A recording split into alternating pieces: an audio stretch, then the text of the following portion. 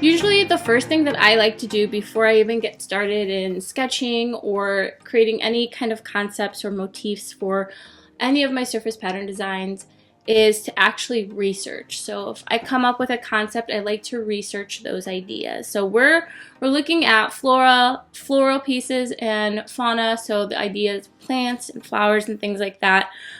So you could go outdoors. Right now it's winter here in Illinois, so I actually recently got some flowers as a gift for Valentine's Day. So I was taking some images and pictures and videos and looking at the makeup of the floral elements in the bouquet that I received, and that's a great way to pull inspiration. But obviously if it's warm where you are and you can go outdoors and find some actual real life visual inspiration, that's a great way to do this.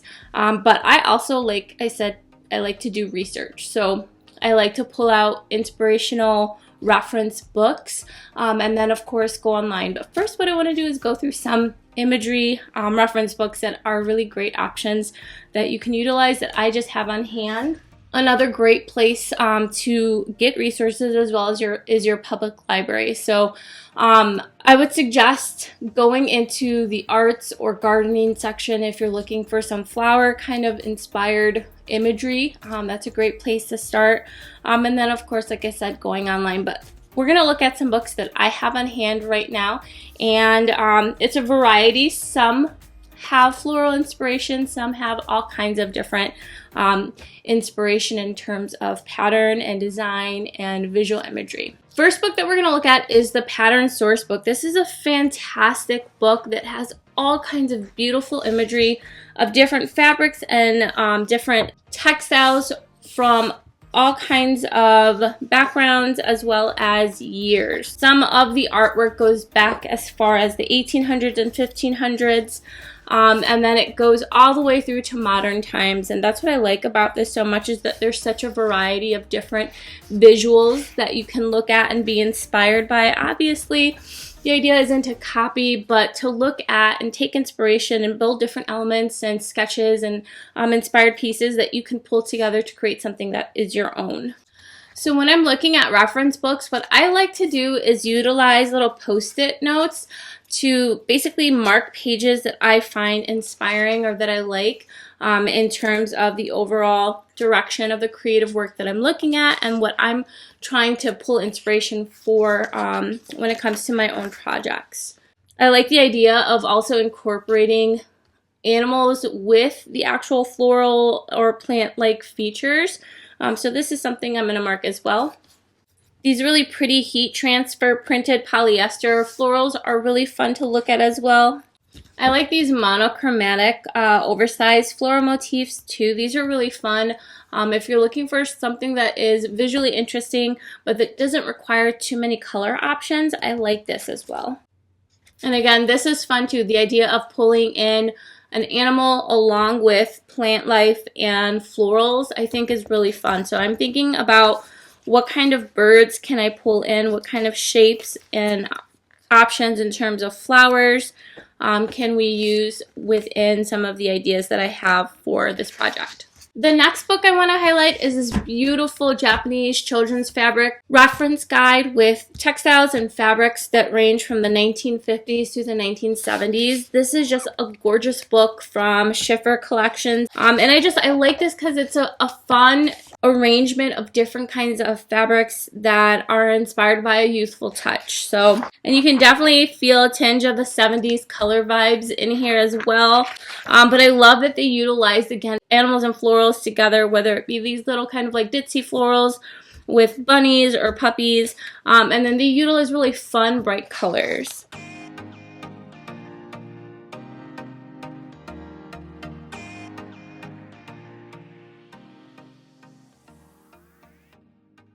I also like how in some of these retro pieces that there's like moments within the fabric, so it feels almost like a little scene that they kind of pull out and highlight within each of the layouts here.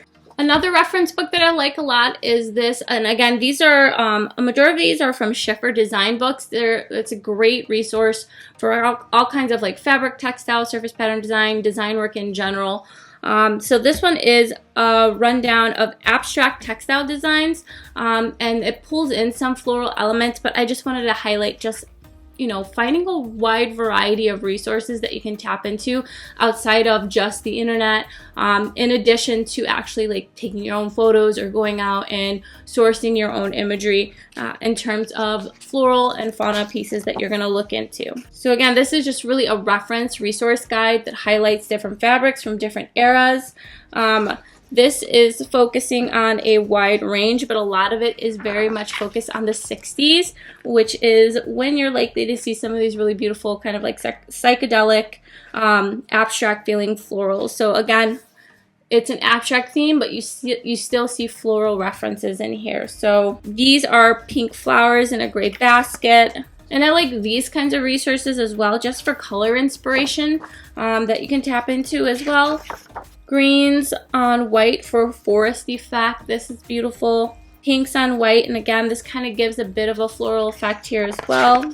Floral color smudges. So the idea is that you don't necessarily only have to draw realistic looking floral elements. You can also utilize strokes and splashes and color smudges to kind of get this effect as well. So this is an example, rose red pattern with black highlights. And then the next book that I want to highlight is the Mastering the Art of Fabric Printing and Design book. There's different techniques, tutorials, and inspiration in this. This is focused on Adobe products, but I still think it's a great reference book in terms of looking at fabric printing from a holistic perspective, not just digital, but also looking at hand stamping. And it also includes some really beautiful inspiration and reference imagery, as well as some great interviews with other fabric designers, surface pattern designers that you might find interesting. So what I like most about this book is that it does a great job of looking at helping people understand patterns and the different types of patterns and the elements that make up a pattern. So it highlights different types of motifs, like geometric motifs, floral motifs, like what we'll be working with today, ethnic motifs when we're looking at more culturally inspired and influenced pieces, conversational motifs, textures, and then it also goes into things like the different types of repeats, like a straight repeat, a brick repeat, half drop, and random and toss design, which is what we're likely going to be working on in our project, just to keep things really simple.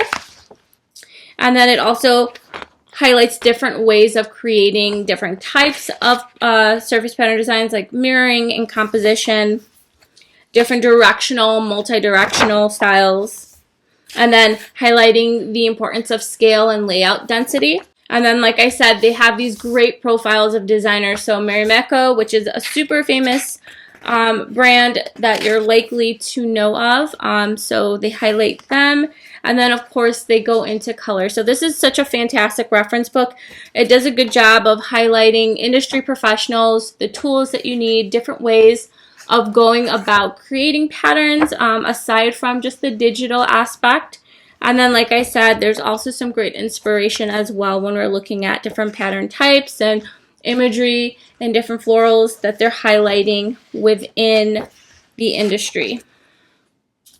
And then they also do a fantastic job of looking at this from a professional perspective, giving tips and tricks on things like building and developing collection, creating a portfolio, and then also things to keep in mind when you're looking at marketing opportunities for your work. Now that we've looked at some of the more traditional reference kind of book type inspiration, then we can jump into some of the more digital aspects as well. But before we do that, I wanted to just highlight, I also like to utilize websites like SPOONFLOWER to look at in terms of inspiration and reference, and also as a way to organize and sell some of my own repeat patterns as well. So some of these are actual prints. In order to sell your repeats on a website like SPOONFLOWER, you have to order and check your scaling on the coloring of your repeat patterns.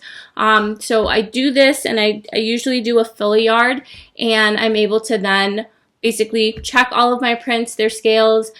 Some of them come out too big like this, but that's a great example of why it's also important to test your prints at home on a printer And then you're able to sell them online. Now that I'm done looking through my physical book kind of references, I like to also go digital. So of course, my main choice here is you could either do Google or Pinterest. I find Pinterest to be an easy way to actually organize and find imagery that you would be looking for. It's basically like a search engine in of itself, and I use it a lot when I'm trying to pull together different types of imagery in one place. So I've already set up a Flora and Fauna board here on Pinterest, and I've just pinned images that relate to some of the concepts and flowers that I was looking at, and I've also pulled in some plant life as well, greenery and different things that I think relate well to the concept that I'm working on. I do want to add some more plants though and leaves, so I'm going to look up spring leaves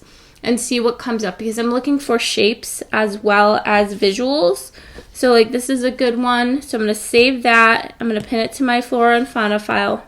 And I'm just going to repeat this process until I find all the imagery that I think will make sense for what I'm looking for.